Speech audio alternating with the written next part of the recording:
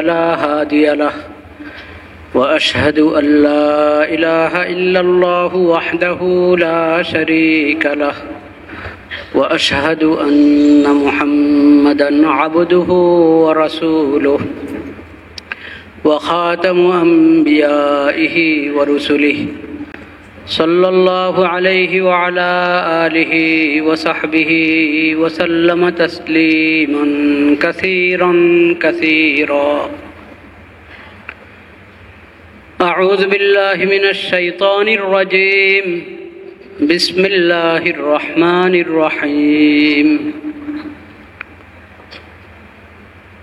يا أيها الذين آمنوا اتقوا الله ولتنظر نفس ما قدمت لغد واتقوا الله إن الله خبير بما تعملون.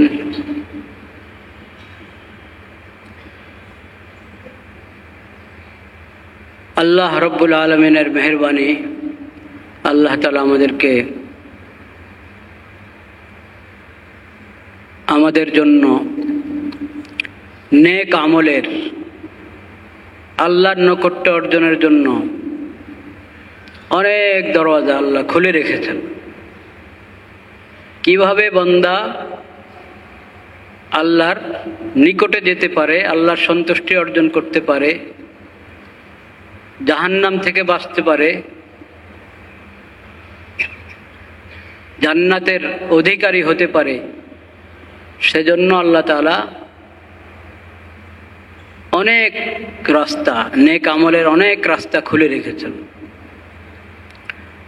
আল্লাহর নৈকট্য অর্জনের জন্য সবচেয়ে আল্লাহর কাছে সবচেয়ে প্রিয় এবং সবচেয়ে বেশি জরুরি বিষয় হলো ফরজ আদায় করা, হারাম থেকে বেঁচে থাকা। এই কথা খুব ভালোভাবে আমাদেরকে বুঝতে হবে এবং স্মরণে রাখতে হবে। আল্লাহর কাছে আল্লাহর নৈকট্য অর্জনের জন্য সবচেয়ে প্রিয় মাধ্যম হলো এবং যেটা সবচেয়ে বেশি জরুরি সেটা হলো কি? ফরজ। ফরজ আদায় করা, আল্লাহ যা ফরজ করেছেন তা আদায় করা, আল্লাহ যা হারাম করেছেন তা থেকে বেঁচে থাকা। আমরা ধারণা করি কি ফরজ লঙ্ঘন হলে হক, হারাম করছে পাপ, বিভিন্ন বড় বড় অপরাধ পাপাচার হতে থাকুক, সব বরাতে সব মাপ নিয়ে নেব। আছে না একটা ধারণা? 5 ওয়াক্ত ফরজ নামাজ, এটা দৈনিক সবসময় আমল, প্রতিদিন 5 ওয়াক্ত নামাজ ফরজ, সে নামাজের গুরুত্ব দিচ্ছি না। কবিরা গুনাহ, বড় বড় পাপ, ওগুলোর ব্যাপারে, ওগুলো থেকে বেঁচে থাকার ব্যাপারে আমি যত্ন নিচ্ছি না, উদাসীন। কিন্তু সব বরাতে একবারই উপচে পড়া ভিড় মসজিদে। এটার মানে কি? এটার মানে হলো আমি নফলের মাধ্যমে আল্লাহর নৈকট্য অর্জন করতে চাচ্ছি, ফরজ বাদ দিয়ে। ফরজ বাদ দিয়ে এবং গুনার কাজ করে আল্লাহর নৈকট্য অর্জন করব নফলের মাধ্যমে। এটা অসম্ভব কথা, এটা অসম্ভব কথা। শবে বরাত একটি বরকতপূর্ণ রাত, ফজিলতের রাত, কিন্তু এর মানে এটা না যে আমি পুরো বছর উদাসীন থাকবো, পুরো বছর উদাসীন থাকবো, ফরজের ব্যাপারে উদাসীন থাকবো, গুনাহ থেকে বাঁচার ব্যাপারে উদাসীন হয়ে থাকবো, বন্দার হক নষ্ট করতে থাকবো, আল্লাহর মাখলুকের উপরে জুলুম করতে থাকবো, আর শবে বরাতে মসজিদে এসে ইমাম সাহেবের সঙ্গে একটা মোনাজাত দিব আর আমার সব কিচ্ছা শেষ। না না না, এটা ইসলামের শিক্ষা নয়। ইসলামের শিক্ষা হলো তুমি ফরজ আদায়ের ব্যাপারে যত্নবান হও। বাবু তুমি বসে যাও, ফরজের ব্যাপারে যত্নবান হও, ফরজ আদায় করো, আল্লাহ যা ফরজ করেছেন তা আদায় করো। 5 ওয়াক্ত ফরজ নামাজ, রমজানের ফরজ রোজা, যাকাত, হজ যার সামর্থ্য আছে হজ, এবং যে অঙ্গনে যা ফরজ, মানুষের মানব জীবনের যেই অঙ্গনে যে শাখায় যা আল্লাহ ফরজ করেছেন। যেমন আমি যদি চাকুরি করি, আমার চাকুরিজীবী হিসেবে আমার উপরে ফরজ হলো আমি চাকুরির হক আদায় করা, ওখানে কোনো খেয়ানত না করা।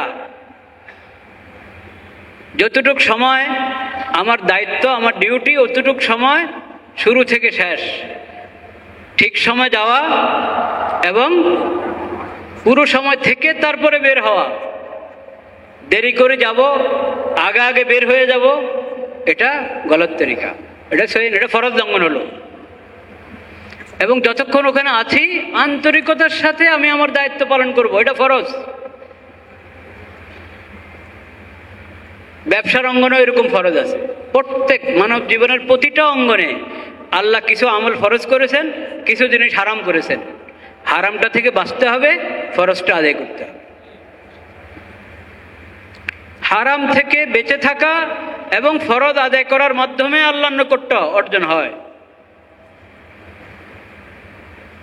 এরপরে হলো নফল। নফল দিয়ে ঘাটতি পুরা করো, ফরজের ঘাটতি পুরা করো।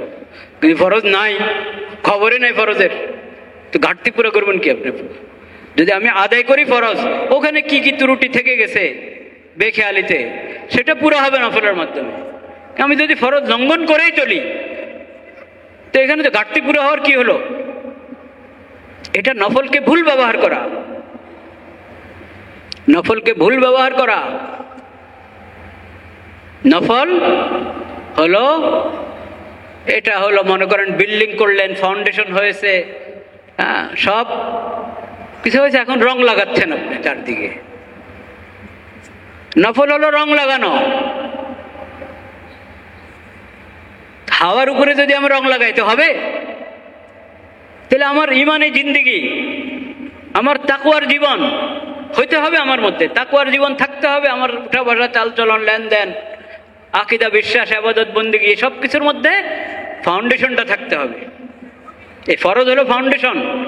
গুনাহ থেকে বেঁচে থাকা, হারাম থেকে বেঁচে থাকা, এটা ফাউন্ডেশন। এর ফাউন্ডেশনের উপরে আপনি এবার উঠেতে থাকেন, এটা হলো নফল। এটা হলো শবে বরাত। কিন্তু শবে বরাত তো বছরে একবার, প্রতি রাত। প্রতি রাত কি শবে বরাত নয়? হ্যাঁ, শবে বরাত বছরে একবার, এই কথা ঠিক আছে। কিন্তু শবে বরাতের যে বরকত, ফজিলত, ওটা পাওয়ার জন্য আল্লাহ তাআলা বছরে একবার আমাদেরকে সুযোগ দেন, না প্রতি রাতেই সুযোগ দেন? প্রতি রাতে সুযোগ দেন। শবে বরাতে আর অন্য রাতে পার্থক্য হলো, শবে বরাতের এই বরকতটা সূর্য ডুবার পর থেকেই, মাগরিবের সময় হওয়া থেকে শুরু হয়, শবে সাদিক পর্যন্ত পুরা সময়। কিন্তু পুরো বছরের প্রতিটি রাতের মধ্যে বিশেষ বরকত, বিশেষ মাগফিরাত, বিশেষ রহমতের মুহূর্ত আসে। যদিও সে একবার একটার মাগরিব থেকে ফজর পর্যন্ত পুরা রাতের ব্যাপারে এরকম না, কিন্তু প্রতি রাতেই এরকম বিশেষ রহমত, বিশেষ বরকত এবং ফজিলতের মুহূর্ত আসে। বলেন আলহামদুলিল্লাহ। প্রতি রাতে আসে, প্রতি রাতে আসে। প্রতি রাতেই তো শেষ রাতের দিকে বিশেষ রহমতের সময় না ওটা? এখানে যেমন আছে যে আল্লাহর বিশেষ দৃষ্টি হয় জমিনের প্রতি, জমিনবাসীর প্রতি বিশেষ দৃষ্টি হয়, আল্লাহ ক্ষমা করেন। তো প্রতি রাতের ব্যাপারে তো সহিহ হাদিসে আছে, সহিহ হাদিসে শবে বরাতের যে হাদিসটাও সহিহ, যেটা আমি সহিহ ইবনে হিব্বানের উদ্ধৃতিতে গত জুমায় পড়েছি, এটাও সহিহ হাদিস। কিন্তু এর যে সনদের বিচারে এবং অনেক সহিহ সনদে বর্ণিত সহিহ হাদিস হলো, প্রতি রাতে একটা সময় আসে, রাতের শেষের দিকে, অর্ধরাত যাওয়ার পরে বা রাতের তৃতীয় অংশ যাওয়ার পরে আল্লাহর পক্ষ থেকে আহ্বান হতে থাকে বান্দাদের প্রতি, কি কে আছো, কি চাবে? কার মাগফিরাতের দরকার, আমি মাগফিরাত দিতে, ক্ষমা করতে প্রস্তুত। কার রহমতের দরকার, আমি রহমত বর্ষণের জন্য প্রস্তুত। কার রিজিকের দরকার, কার কি দরকার বলো। হাল মিন সাইলিন ফাউতিয়া, আছে কেউ প্রার্থনাকারী, আমি তো দিতে প্রস্তুত প্রতি রাতে। আর আমরা চাই যে প্রতি রাত ঘুমাইতে থাকি সারা রাত, বছরে একবার শবে বরাত পালন করব। সেই পালনটাও যে কেমন পালন করি সেটা তো আরেক প্রসঙ্গ, সেটা পরে বলছি যদি মনে থাকে, আল্লাহ তৌফিক দেন। প্রতি রাত আল্লাহ আমাদেরকে মওকা দিয়ে দিয়েছেন ভাই। এই জন্য পুরা বছর উদাসীন থেকে শবে বরাত পালন, এটা মুমিনের কাজ হইতে পারে না। শবে বরাত পালন সহি তরিকায় পালন করা মুমিনের কাজ, কিন্তু উদাসীন থাকা মুমিনের কাজ। পুরা বছর উদাসীন থাকা কি মুমিনের কাজ? এবং শবে বরাতের এই নেয়ামতকে অপব্যবহার করা, ভুল ব্যবহার করা, এটা মুমিনের কাজ হইতে পারে কখন? এই দুইটা কথা মনে রাখতে হবে, দুইটা কথা। শবে বরাত বছরে একবার হলো, যেই বরকত, যেই মাগফিরাত শবে বরাতে পাওয়া যায়, সেই বরকত মাগফিরাতের জন্য আল্লাহ তাআলা পুরা বছরে আমাদের জন্য দরজা খুলে রেখেছেন। পার্থক্য হলো শবে বরাত সন্ধ্যা থেকে শবে সাদেক পর্যন্ত, অন্য রাত হয়তো পুরা রাতের ব্যাপারে এরকম ঘোষণা নাই, কিন্তু ওখানেও রাতের, প্রতি রাতের মধ্যেই বিভিন্ন মুহূর্ত বিশেষ বরকত, বিশেষ ফজিলতের আসে। এবং শেষ রাত যেটা, সেটা তো প্রতি রাতেই বিশেষ রহমতের মুহূর্ত, বিশেষ মাগফিরাতের মুহূর্ত। এবং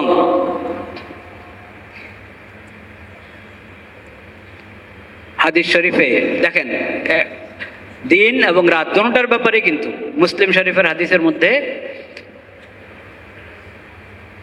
নবী করিম সাল্লাল্লাহু আলাইহি ওয়াসাল্লাম এর ইরশাদ বাণী যে প্রতি রাত একটা মুহূর্ত এমন আছে, বান্দা যা চায় আল্লাহ দান করেন। সহিহ হাদিস এটা। প্রতি রাত এমন মুহূর্ত আসে যে বান্দা যা চায় আল্লাহ কি করেন, দান করেন। তা আপনি মাগরিবের পরও দোয়া করেন প্রতি রাত, এশার পরও দোয়া করেন, শোয়ার আগেও দোয়া করেন, ঘুম ভাঙলেও দোয়া করেন, শেষ রাতে উঠে দোয়া করেন। আর প্রতি রাতের মধ্যে তো শেষ রাত আসছেই, ভোর রাত, যেটা সেহরির সময়টা। ওই সময়টা তো একবারই আপনার অনেকগুলো হাদিসের মধ্যে, অনেক সাহাবী থেকে বর্ণিত, অনেক সহিহ সূত্রে বর্ণিত হাদিসের ঘোষণা, যেটাকে পরিভাষায় মুতাওয়াতির বলা হয়। মুতাওয়াতির হাদিস নবী করিম সাল্লাল্লাহু আলাইহি ওয়াসাল্লাম থেকে বর্ণিত। সেই হাদিসের মধ্যে যে ইয়ানজিলুল্লাহু তাবারাকা ওয়া তাআলা, রাতের মানে ভোর রাত যেটাকে আমরা বলি, এটা অর্ধরাতের পর থেকেই, যে তখন আল্লাহ রাব্বুল আলামিনের পক্ষ থেকে বিশেষ ঘোষণা হয়, বিশেষ আহ্বান আসে। কিসের জন্য? যে বান্দা তুমি কি দোয়া করবা? মাগফিরাতের, রহমতের জন্য, রিজিকের জন্য, অন্য কোনো জরুরত, অন্য কোনো পেরেশানি থেকে মুক্তি চাচ্ছ? যা চাওয়ার চাও। এবং বান্দা নিজের স্বার্থে চাবে, নিজের স্বার্থে 2 রাকাত নামাজ পড়বে, নিজের স্বার্থে দোয়া করবে, মুনাজাত করবে, তেলাওয়াত করবে। আল্লাহ তাআলা ওটাকে নাম দিয়েছেন কি জানেন? প্রতি রাতের বিষয়, প্রতি রাত আল্লাহ তাআলা ওটাকে নাম দিয়েছেন, কে আমাকে করজ দিবে, ঋণ দিবে, দাও। আমি করছি আমার স্বার্থে মুনাজাত, দোয়া, তিলাওয়াত, নফল, জিকির, দুরূদ, ইস্তেগফার। আল্লাহ এগুলোকে নাম দিচ্ছেন, কে আমাকে ঋণ দিবে, দাও।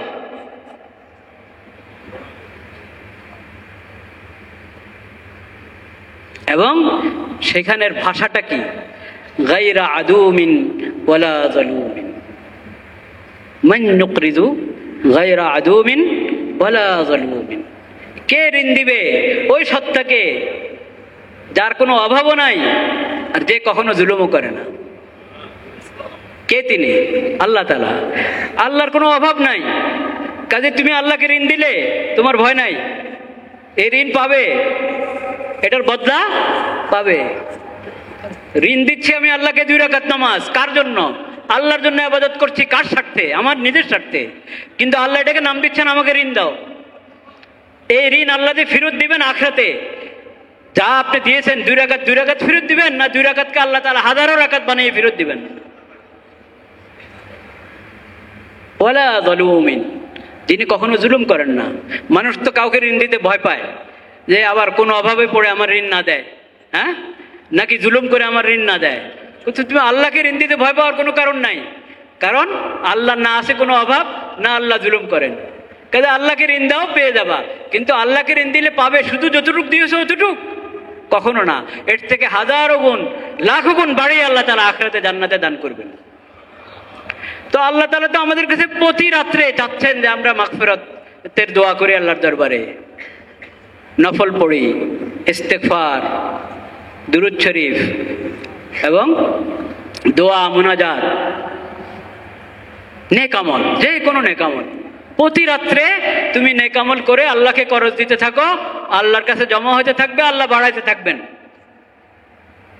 প্রতি রাত আল্লাহ এই সুযোগ দিয়ে রাখছেন, প্রতিদিন। এমনি তো দিনের মধ্যে সকালে ইশরাকের সময় আছে, পরে চাষতের সময় আছে, পরে এই যে একবার ঠিক যে সময় জোহরের নামাজের সময় হয়, সূর্য ঢালার সাথে সাথে যে সময়টা, এটাও রহমতের দুয়ার খোলে। তখন যদি তুমি 4 রাকাত নফল নামাজ পড়ো, এটাকে বলে ফাইউজ জাওয়ালের নফল নামাজ। ফাইউজ জাওয়াল, এই নফল নামাজের ব্যাপারে বেখেয়ালি হয়, এটা আলোচনাও কম, আমলও কম। প্রতিদিন সূর্য ঢলার সাথে সাথে যখন জোহরের নামাজের সময় হলো, এই সময়টা এটাও রহমতের বিশেষ সময়, সুন্নত মানে নফল আর কি। এই সময়তে এই ধরনের সময় তো আসছেই, এবং আসরের পরে যে সময়, এই ধরনের সময় তো পুরো দিনে ঘুরে ঘুরে আসছে। কিন্তু তারপরও জুমার দিন এর ব্যাপারে হাদিস শরীফে আছে, জুমার দিন একটা মুহূর্ত এমন আছে যে কোনো বান্দা যদি ওই সময় নামাজে থাকে বা দোয়াতে থাকে, এই দোয়া কি হবে? কবুল হবে, এটা মিস নাই, এটা ফেরত যাবে না। এটা তো প্রতিদিন এবং প্রতি রাত্রে এরকম মুহূর্তের কথা হাদিস শরীফে বলা হয়েছে। প্রতি রাত্রে আল্লাহ চাচ্ছেন বান্দা উঠো, বিছানা থেকে উঠো, একটু উঠো, দোয়া করো, আর আরেকটু হিম্মত করে ওযু করে 2-4 রাকাত নফল পড়ো, আল্লাহর দরবারে মাগফিরাতের দোয়া করো। নফল তাহাজ্জুদের নামাজের তো নিয়ম এটা, 2 রাকাত পড়বেন আর হাত উঠিয়ে বলতে থাকবেন রব্বিগফিরলি রব্বিগফিরলি রব্বিগফিরলি, আল্লাহ আমাকে ক্ষমা করেন, আল্লাহ পুরো উম্মতকে ক্ষমা করেন, আমার মা বাবাকে ক্ষমা করেন, আমার সন্তানদেরকে ক্ষমা করেন, প্রত্যেকে আমার আত্মীয় স্বজনকে ক্ষমা করেন, সবার জন্য দোয়া করেন। প্রতি 2 রাকাতের পরে হাত উঠাও, তুকনিউ ইয়াদাই রব্বিগফিরলি রব্বিগফিরলি রব্বিগফিরলি, মাগফিরাতের দোয়া।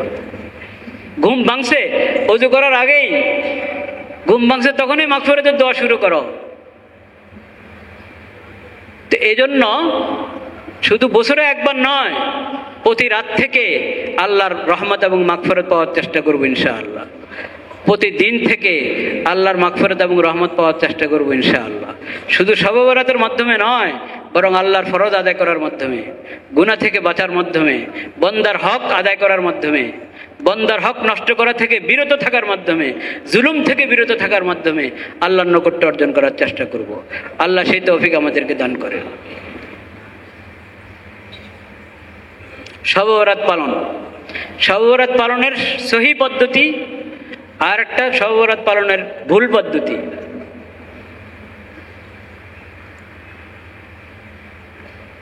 সহি পদ্ধতি শবে বরাতের একবারই সহি পদ্ধতি হলো শবে বরাত হলো আল্লাহর মাগফিরাতের রাত। কাজেই তুমি ইস্তেগফার, তওবা এবং যেসব আমলের দ্বারা মাগফিরাত পাওয়া যায় ওইসব আমলের মধ্যে এই রাতটা কাটাও যতক্ষণ পারো, যতক্ষণ পারো। এটা তো অন্য সব রাতের মধ্যে একটা রাত। কাজে এটা তো মাগরিবের নামাজ আছে, এশার নামাজ আছে, ফজরের নামাজ আছে, নাকি রাত শেষে ফজরের নামাজ, মাগরিব জামাতে মসজিদে পড়ো। এটা তো প্রতিদিনের সুন্নত, নাকি শবে বরাতের সুন্নত? কি মাগরিবের নামাজ জামাতে মসজিদে পড়া এটা শবে বরাতের আমল না প্রতিদিনের আমল? এশার নামাজ জামাতের সাথে মসজিদে পড়া শবে বরাতের আমল না প্রতি রাতের আমল? রাত শেষে ফজরের নামাজ জামাতে মসজিদের সাথে পড়া শবে বরাত না সব দিন? সব দিন। এমন শবে বরাত পালন করলাম, ফজরের নামাজ মসজিদে আর পড়লাম না, সারা রাত জাগনা, ফজরের জামাতের সময় ঘুমে, হলো শবে বরাত পালন?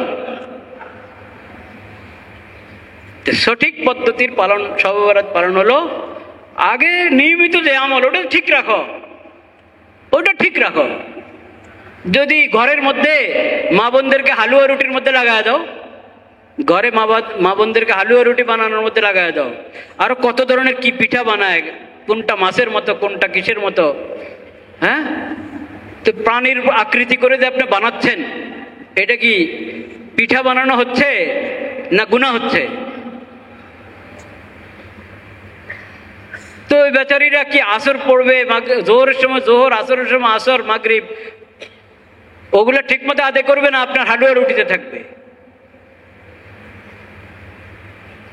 শবে বরাত কেন্দ্রিক যত প্রথা, সব প্রথাকে ত্যাগ করতে হবে যদি শবে বরাতের বরকত চাই।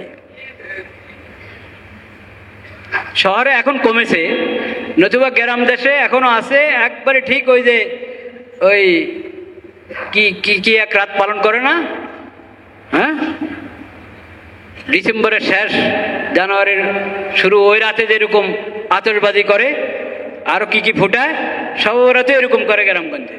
শহরও কিছুতে নাই তা না। এটা কি? এটা শবে বরাতের ভুল ব্যবহার। শবে বরাতে সব বরকতকে নষ্ট করে, শবে বরাতে সব বরকতকে নষ্ট করে দেয়। কবরস্থানে ঘুরতে থাকে, কবরস্থানে যাওয়ার কি কাজ? মাইয়াতের জন্য আপনি আপনার জায়গায় দোয়া করতে থাকেন, কবরস্থানে কেন ভিড় লাগাবেন? আমি বলেছি কিনা জানি না, একটা দুর্বল সনদের একটা বর্ণনা এসেছে, দুর্বল সনদের একটা বর্ণনা এসেছে, নবী করিম সাল্লাল্লাহু আলাইহি সাল্লাম এই রাত বাকি কবরস্থান, মদিনা মুনাওয়ারার মসজিদে নববীর কাছে যে কবরস্থান, ওই কবরস্থানে গিয়ে ওই মাইয়াতদের জন্য মাগফিরাতের দোয়া করেছেন। এটা জয়ীফ একটা রাওয়ায়াত, জয়ীফ বর্ণনা, কিন্তু কাউকে বলেন না নবী করিম সাল্লাল্লাহু আলাইহি সাল্লাম যে তোমরাও আসো, একা। এটা জানতে পেরেছেন শুধু আয়েশা রাদিয়াল্লাহু তাআলা আনহা। উনি কাউকে বলেন নাই যে এই রাতের আমল, শবে বরাতের আমল হলো কবরস্থানে যাও, কবরস্থানে জিয়ারত করো। তো যদি কেউ মনে করে যে কবরস্থান জিয়ারত করা, কবর জিয়ারত করা শবে বরাতের বিশেষ আমল, শবে বরাতের বিশেষ সুন্নত, এই ধারণা ভুল। এরপরে জিয়ারত মানে কি মহিলারাও যাবে পর্দা ছাড়া, পুরুষরাও যাবে, ওখানে দোকান বিছাবে, বাইরে দোকানপাট, এই উৎসবের মতো। কবর জিয়ারত হলো আখিরাত স্মরণ করার জন্য, না উৎসবের জন্য। কবরস্থানে যদি উৎসব হয়, কবরস্থানে গিয়ে যদি আড্ডা হয়, কথাবার্তা, কোনো ফিকির নাই, আখিরাতের ফিকির পয়দা হয় নাই, তাহলে এটা কেমন কবর জিয়ারত হলো? কবর জিয়ারত করা হয় আখিরাতের ফিকিরের জন্য, আখিরাতের ফিকিরের জন্য কবর জিয়ারত। কবর জিয়ারত তামাশার জন্য না, আড্ডার জন্য না, কবরস্থানে ভিড় লাগানোর জন্য না, আলোকসজ্জার জন্য না, মহিলারা বেপর্দা হয়ে যাবে কবরস্থানে এই জন্য না। মহিলাদের জন্য তো এমনি কবরস্থানে যাওয়া ঠিক না। ভাইরা আমার, শবে বরাতকে বেদাতি তরিকে পালন না করি, শবে বরাত কেন্দ্রিক যত প্রথা, যত মুনকার কাজ সব ত্যাগ করতে হবে। এমনকি শবে বরাত এরকম জুমার মধ্যে আমরা আসলাম মসজিদে, 5 ওয়াক্ত নামাজে আমরা মসজিদে আসি, এরকম শবে বরাতের জন্য মসজিদে একত্র হওয়া এটাও কোনো সুন্নত বিধান না। আপনি নিজের ঘরকে নিন্দা করেন, ঘরের মধ্যে নফল পড়েন, কোরআন তেলাওয়াত করেন, ইস্তেগফার করেন। মসজিদে তো আসতে হবে, মাগরিবে আসলেন, এশায় আসলেন, তখন মসজিদে যদি কোনো আমল থাকে সে আমলে যুক্ত হতে পারেন, কিন্তু মসজিদে শবে বরাত কেন্দ্রিক কোনো আমল রাখা এটা সহি তরিকায় পড়ে না, মানে এটা কোনো সুন্নত তরিকায় পড়ে না। আমি ওরকমও বলছি না, কারো কাছে আজকে শুনলাম কেউ বলছেন যে একবারই কঠিন মন্তব্য করছেন, মনে হয় যেন এটা কোনো গুনার কাজ।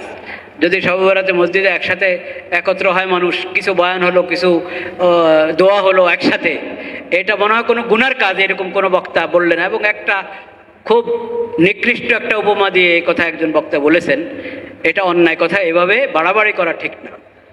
হ্যাঁ, কোনো বাড়াবাড়ির প্রতিবাদ, আপনি যদি প্রতিবাদ করতেও বাড়াবাড়ি করলেন তাহলে এটা কেমন কথা হলো? এটা ঠিক না, এটা গুনাহ বলতে পারেন না আপনি।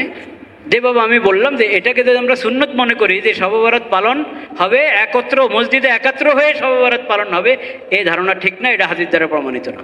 হাদিস দ্বারা প্রমাণিত এটা মাগফিরাতের রাত, আপনি মাগফিরাতের আমল করেন, মাগফিরাতের দোয়া করেন।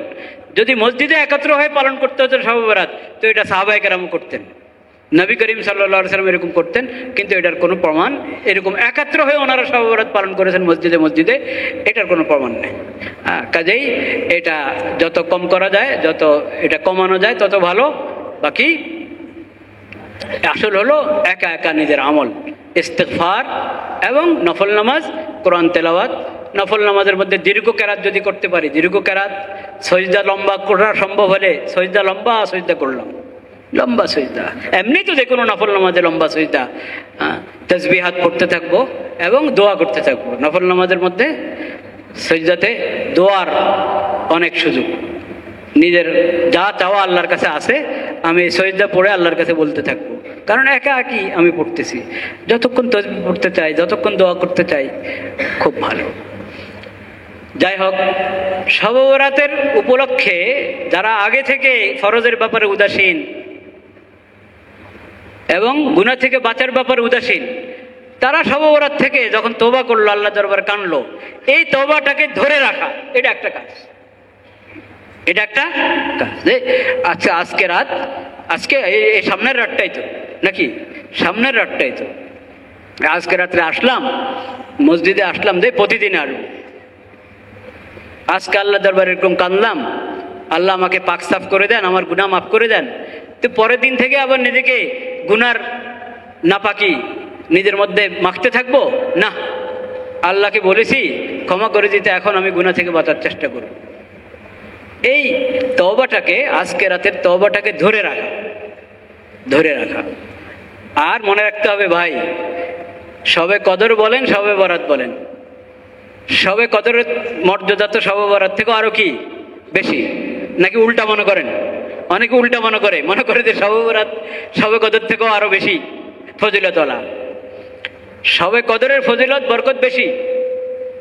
তো এখন শবে কদর বলেন আর শবে বরাত বলেন, এটা কিন্তু জুলুম মাফ করবে না। জুলুম অন্যের উপরে হয়েছে, জুলুমের জন্য তার কাছে ক্ষমা চাইতে হবে। যার হক নষ্ট করা হয়েছে তার হকের কাফফারা করতে হবে, হক আদায় করতে হবে। আল্লাহর মাখলুকের উপরে জুলুম করে, আল্লাহর মাখলুকের হক নষ্ট করে শবে বরাতে যত লম্বা মোনাজাত দেন, যত চোখের পানি ডালেন, কাম হবে না। ওটা গুনাহ মাফ হয়, হক মাফ হয় না। তওবার দ্বারা কি মাফ হয়? তওবার দ্বারা গুনাহ, কিন্তু আরেকজনের হক কি হয় না, মাফ হয় না। তার হক আদায় করতে হবে। কারোর থেকে ঋণ নিয়ে ঋণ আদায় করা হচ্ছে না, ওটা আদায় করতে হবে। মিরাসের হক দেওয়া হয় না ফুফুদেরকে, বোনদেরকে, সেটা আদায় করতে হবে। কাউকে কষ্ট দিয়েছি, জুলুম করেছি, ওটা তার কাছে ক্ষমা চেয়ে নিতে হবে। সে আমার থেকে প্রতিশোধ নেবে, এই সুযোগ তাকে দিতে হবে। আল্লাহর দরবারে প্রধানমন্ত্রী, রাষ্ট্রপতি, প্রধান উপদেষ্টা আর সাধারণ একজন মানুষ, আল্লাহর দরবারে সবাই বরাবর। আল্লাহর দরবারে সবাই বরাবর। এই জন্য আবু বকর রাদিয়াল্লাহু তাআলা আনহু বলেছিলেন, কারণ ইসলামের দৃষ্টিভঙ্গি কি, যে প্রধান, রাষ্ট্র পরিচালনাতে যিনি প্রধান, তিনি কার প্রতিনিধি?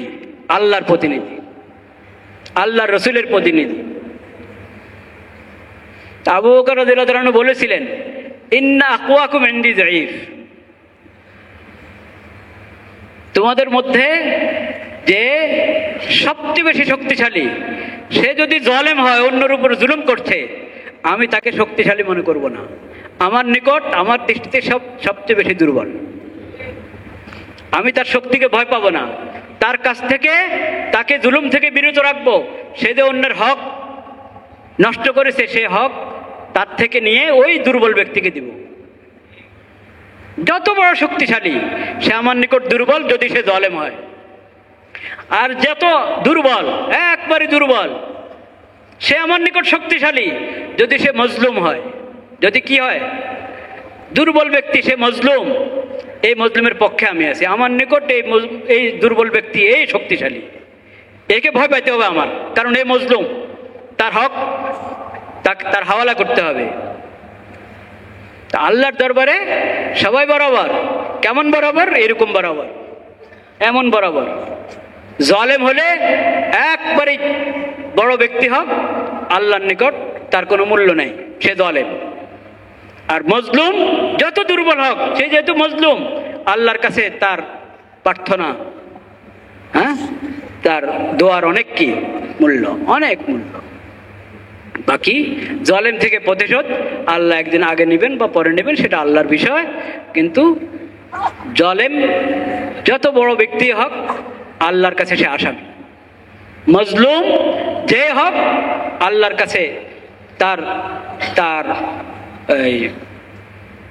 তাকে জুলুম থেকে, তার জুলুম থেকে তাকে বাঁচিয়ে রাখা, এবং এই জুলুমের কারণে যে সে ক্ষতিগ্রস্ত হলো, জালেম থেকে এটার প্রতিশোধ আল্লাহ রাব্বুল আলামিন দুনিয়াতে হোক আখিরাতে হোক, বা দুনিয়াতেও এবং আখিরাতেও সব জায়গায় নিয়ে যান, একদিন আগে আর পরের বিষয়।